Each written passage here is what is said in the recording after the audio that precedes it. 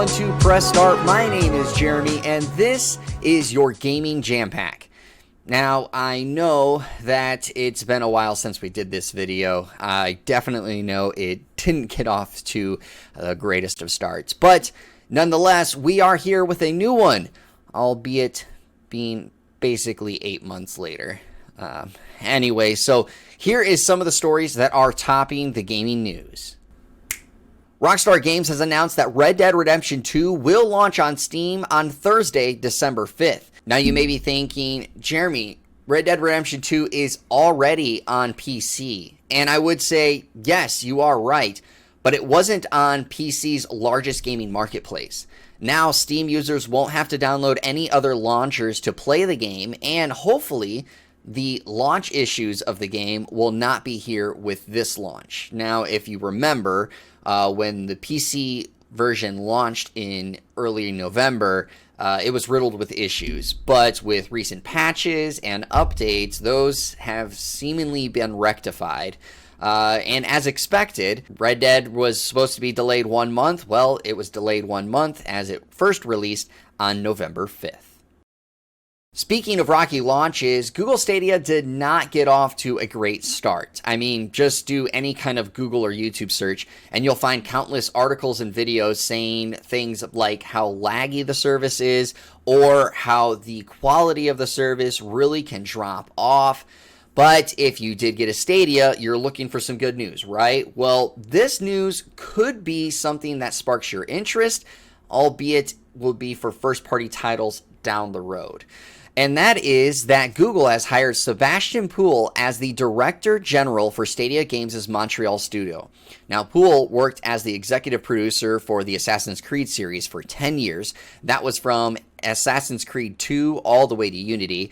And that's not all. They've also brought on Francois Pelland as the head of production for Stadia.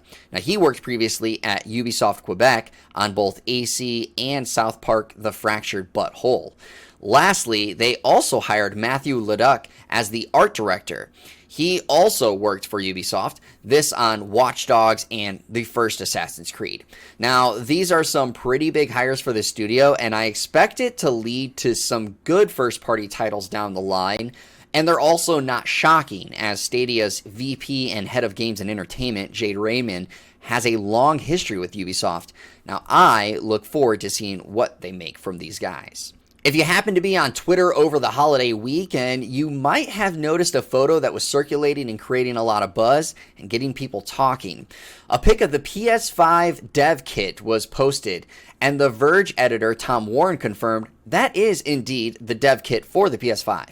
Now, before you get all up in arms over the look of the system and thinking that this is what will be released, that's entirely not true. I will say Grown Gaming has an excellent article showcasing photos from previous PlayStation dev kits, and in those photos, only the PS2 dev kit ended up being remotely close to what we ended up getting as consumers. But that sparks my question. I want to hear from you guys. Do you like the design of the PS5 dev kit? Would you want that on your shelves? Let me know if you do or don't and why. I may end up reading your answers on the next Jam Pack video. Lastly, this may not be a story that excites you, but I will say it really excited me and definitely got my hype going again, so I'm including it. Now, Granblue Fantasy director Tetsuya Fukuhara teased 3 trailers for the Granblue Fantasy Fest 2019. Now, the trailers include 2 new ones for Granblue Fantasy Versus and 1 for Granblue Fantasy Relink. Now, if you have forgotten, Relink was announced back in 2016 as an action role-playing game that was in development for the PS4 and had no release date. And it originally was a collaboration between Cygames, the owners of Granblue Fantasy, and Platinum Games.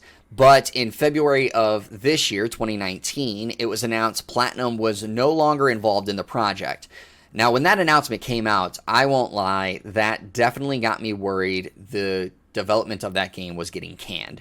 But this announcement definitely has me back to being excited knowing that this is still being worked on. Now, what I'm hoping when this video gets released is that we get a worldwide release and a simultaneous release, because I don't want to wait any longer for this game.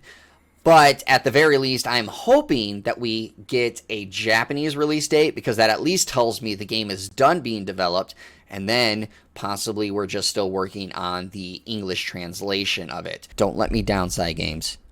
Don't let me down.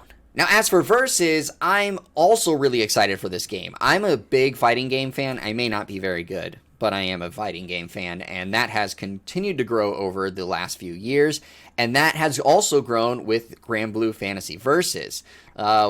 I was really upset that I did not get a chance to play that at EVO this year. Line was too long, and I actually worked EVO, so didn't have a lot of free time.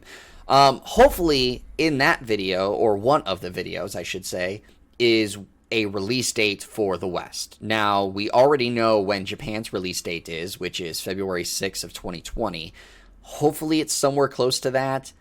I don't know, but I'm really looking forward to that game as well. So please, please, Cygames, just give us some release dates. That's all I ask. That's all I ask. Well, that is all for your Gaming Jam Pack. Were there any stories that you think I missed? Leave a comment down below with some links so that way other people can see what news is out there.